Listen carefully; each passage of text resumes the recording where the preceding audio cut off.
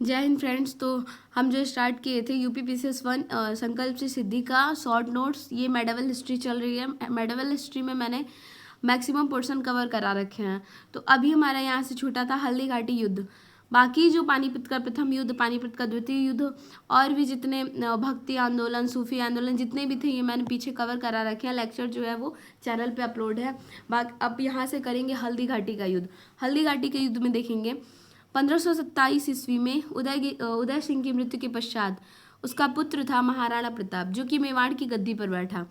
हल्दी घाटी का युद्ध का जो संबंध है, हल्दी घाटी युद्ध जो है वो किससे संबंधित है? तो महाराणा प्रताप से संबंधित है, जो कि मेवाड़ की गद्दी पर बैठे थे। महाराणा प्रताप ने उदयपुर के बाद मेवाड़ की राजधानी कुंभलगढ़ स्थानांतरित की थी। इन्होंने क्या किया था? तो उदयपुर के बाद इन्होंने मेवाड़ की जो राजधानी थी वो कुंभलगढ़ स्थानांतरित किया था। 1576 ईस्वी में हल्दी घाट की लड़ाई हुई थी। डेट बहुत इंपॉर्टेंट होता है। डेट को क्रोनोलॉजी ऑर्डर में एग्जाम में, खासकर आरओ के एग्जाम में दिया जाता है।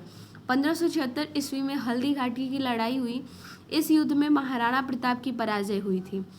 पराजय के बाद मेवाड़ के शासकों ने मुगलों की अधीनता स्वीकार नहीं की। मतलब कि ऐसा युद्ध था कि यहाँ पे हारे, लेकिन इन्होंने उनकी अधीनता स्वीकार नहीं की मुगलों की। पराजित भी हुए, लेकिन इन्होंने अधीनता स्वीकार नहीं की।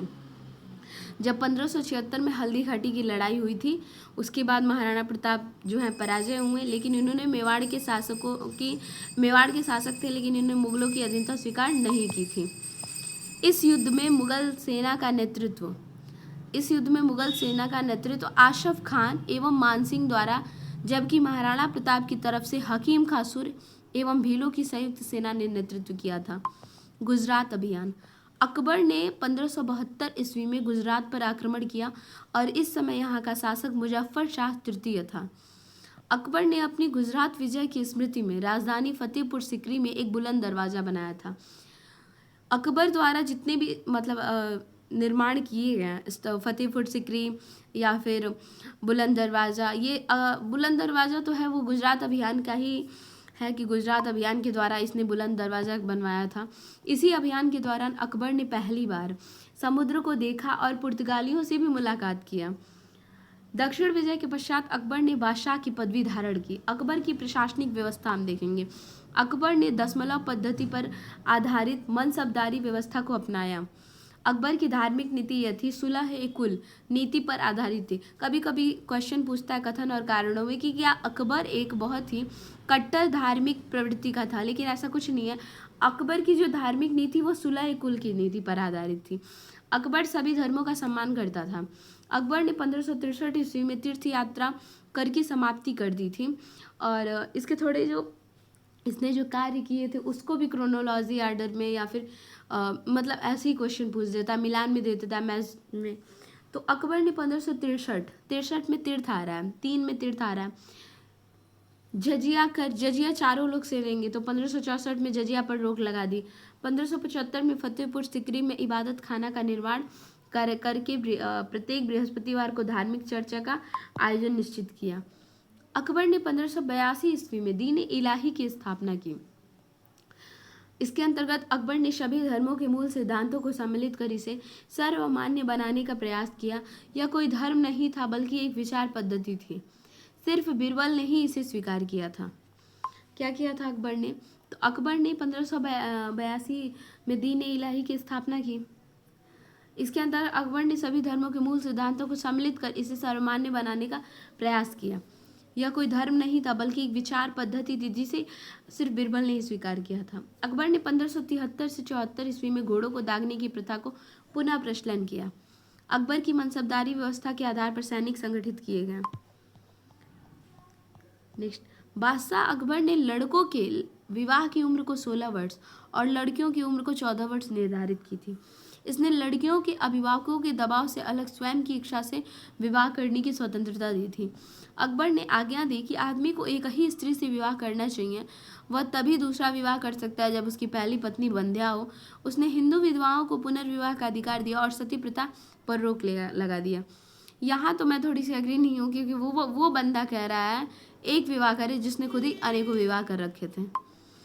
अकबर के शासनकाल में भू राजस्व वसूली के लिए जब्ती प्रणाली का प्रचलन हुआ। 1580 ईस्वी में आईना दसाला व्यवस्था को अमल में लाया गया।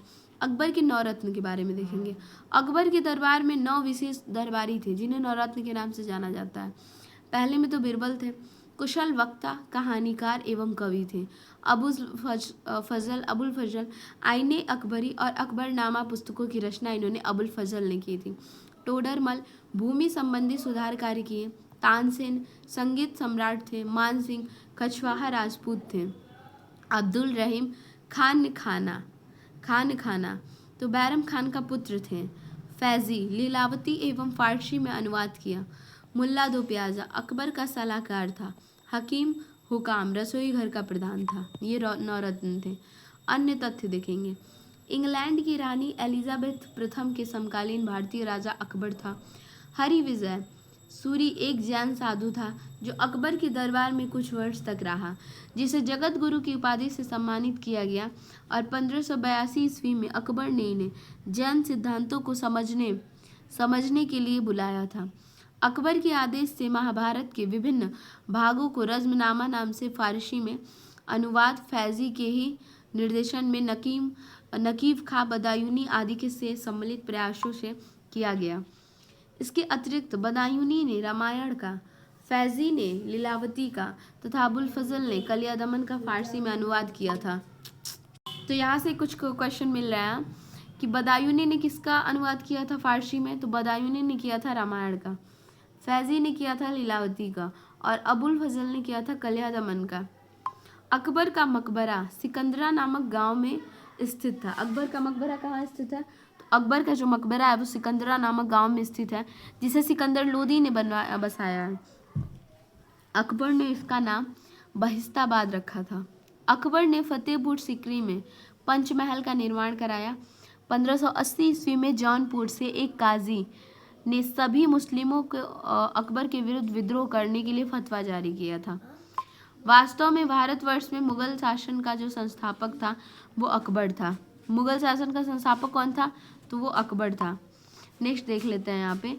इसके बाद जो शासनकाल आएगा वो जहांगीर का, 1605 से 1627 ईस्वी। जहांगीर का जो जन्म है वो अगस्त 1569 ईस्वी में शेख सलीम चिश्ती के आशीर्वाद से अकबर की पत्नी मरियम उस जमानी से हुआ था। इसका नाम सलीम था। अक्टूबर 1605 ईस्वी में अकबर की मृत्यु के पश्चात सलीम नूरुद्दीन मोहम्मद जहांगीर बादशाह गाजी की उपाधि से मुगल साम्राज्य का शासक बना। जहांगीर की गद्दी पर बैठने के पश्चात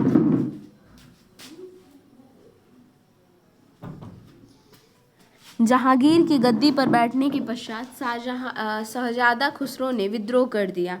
खुसरो को मान सिंह और मिर्जा अजीज कोका का समर्थन प्राप्त था।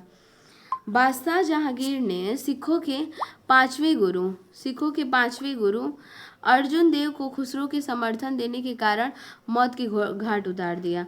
नूरजहां जहांगीर की पत्नी थी। इनका विवाह 1611 में हुआ था। 1605 से 1611 ईस्वी के मध्य मेवाड़ में जहांगीर द्वारा निरंतर सैनिक अभियान कराए गए। 1615 ईस्वी में मेवाड़ के शासक राणा अमर सिंह ने आत्मसमर्पण कर दिया और इस अभियान की सफलता के बाद खुर्रम खां को शाह खुर्रम खां की उपाधि दी गई। 1620 ईस्वी में जहांगीर ने कांगड़ा दुर्ग का अभियान किया था। किसका? तो कांगड़ा दुर्ग का। 4 महीने की घेराबंदी के बाद कांगड़ा की सेना ने आत्मसमर्पण किया। 1620 कांगड़ा, तो ये जहांगीर। विजय करने में अकबर भी असफल रहा था कांगड़ा विजय करने में। कैप्टन हॉकिंस और सर टॉमस रो जहांगीर के शासनकाल में व्यापारिक अनुमति प्राप्त करने भारत आए। हॉकिंस 1608 ईस्वी में आया। हॉकिंस जहांगीर से आगरा में मिला था। इंपॉर्टेंट है ये, कहाँ मिला था, और फारसी में बात किया था। कैप्टन हॉकिंस को जहांगीर ने इंग्लिश खान की उपाधि दी थी। सर टॉमस रो को 1615 ईस्वी में जेम्स प्रथम ने भेजा था और टॉमस रो जहांगीर से सूरत में अंग्रेजों का व्यापार करने के लिए फरमान प्राप्त करने में सफल रहा। फ्रांसिस्को प्लसर्ट ने जहांगीर के शासनकाल में भारत की यात्रा की थी। नवंबर 1627 में भीमवार नामक स्थान पर जहांगीर की मृत्यु हुई। जहांगीर को लाहौर के निकट शाहदरा नामक स्थान पर रावी नदी के किनारे दफनाया गया। जहांगीर एक उच्च कोटि का लेखक तथा समालोचक था। उसने अपनी आत्मकथा फारसी भाषा में लिखी और उसका नाम तुजू की जहांगीरी रखा। इस आत्मकथा में अपने गुण और दोष दोनों को बताया। अन्य प्रमुख तथ्य: जहांगीर से विवाह के बाद नूरजहां ने नूरजहां गुट का निर्माण किया और इस गुट के प्रमुख सदस्य थे एतमाद-उद-दौला, असमत बेगम और आशफ खां एवं शाहजादा खुर्रम। 1605 ईस्वी में आगरा के किले में जहांगीर का राज्याभिषेक हुआ और इसने नूरुद्दीन मोहम्मद जहांगीर बादशाह गाजी की उपाधि धारण की। जहांगीर ने अपने पक्ष के सरदारों को उच्च पद प्रदान किए, जिनमें से एक अबुल फजल का हत्यारा बुंदेला सरदार वीर सिंह देव था। शाहजहां, इनका जो शासनकाल था वो 1627 से 1658 ईस्वी तक था। शाहजहां का जो जन्म है वो लाहौर में 1592 ईस्वी को हुआ था। इसके बचपन का नाम खुर्रम था। जहांगीर ने खुर्रम को शाहजहां की उपाधि प्रदान की थी। शाहजहां का जो विवाह है मुमताज महल बेगम से हुआ था। प्रमुख अभियान: शाहजहां के शासनकाल में 1628 ईस्वी में बुंदेला सरदार जुझर सिंह के नेतृत्व में बुंदेलों ने शाहजहां के विरुद्ध विद्रोह किया। शाहजहां के शासनकाल में अफगान सूबेदार खान ए जहां लोदी ने विद्रोह किया। 1631 ईस्वी में खान ए जहां लोदी मारा गया। 1633 ईस्वी में शाहजहां ने महावत खां के नेतृत्व में अहमदनगर पर जीत हासिल की। 1636 ईस्वी में गोलकुंडा के शासक शेख अब्दुल्ला कुतुब शाह ने मुगलों से संधि कर ली। कब? तो गोलकुंडा के शासक कौन थे? अब्दुल्ला कुतुब शाह। 1636 में बनारस के संस्कृत और हिंदी के महान विद्वान कविंद्राचार्य सरस्वती को शाहजहां द्वारा राजकीय संरक्षण प्रदान किया गया था। इसने बादशाह से निवेदन कर बनारस तथा इलाहाबाद के तीर्थ यात्रा पर कर समाप्त करवा दिया था। शाहजहां ने ईरानी फारसी पद्म शैली के कवि कलीम अबू जली को राजकवि नियुक्त किया। दिल्ली की जामा मस्जिद का निर्माण शाहजहां ने करवाया। दिल्ली की जामा मस्जिद का निर्माण किसने कराया था? शाहजहां ने करवाया था। मुगल सम्राटों में शाहजहां सबसे महान भवन निर्माण करता था। उसके काल में चित्रकार और स्वर्णकार की कलात्मक संयोग हुआ। 1628 में शाहजहां का राज्याभिषेक हुआ और शाहजहां ने अपनी राजधानी आगरा से दिल्ली स्थानांतरित की तथा शाहजहानाबाद नामक नगर की स्थापना की। राजधानी आगरा से दिल्ली कब स्थानांतरित की? 1628 ईस्वी में। लाल किला दिल्ली के निर्माण का श्रेय शाहजहां को जाता है। उपनिषदों का फारसी अनुवाद शाहजहां के शासनकाल में शहजादे दारा शिकोह ने सिर ए अकबर के शीर्षक के तहत किया। इसमें 52 उपनिषदों का अनुवाद किया था। शाहजहां ने दारा को शाह बुलंद इकबाल की उपाधि प्रदान की। दारा शिकोह को मलिक जीवन नामक बलूची सरदार ने औरंगजेब के सरदारों को सौंप दिया। नेक्स्ट है, औरंगजेब द्वारा नियुक्त विशेष न्याय समिति ने दारा शिकोह को विधर्मी घोषित किया और मृत्युदंड की आज्ञा दी। 1659 में दारा का कत्ल कर दिया गया और उसके सिर को आगरा के ताजमहल के परिसर में धड़ को हुमायूं के मकबरे में दफना दिया गया। शाहजहां ने बलबन द्वारा प्रारंभ ईरानी दरबारी रिवाज सिजदा को समाप्त कर दिया था। अब यहाँ हम पढ़ेंगे औरंगजेब से, जिसको हम नेक्स्ट लेक्चर में कवर करेंगे। Thanks for watching.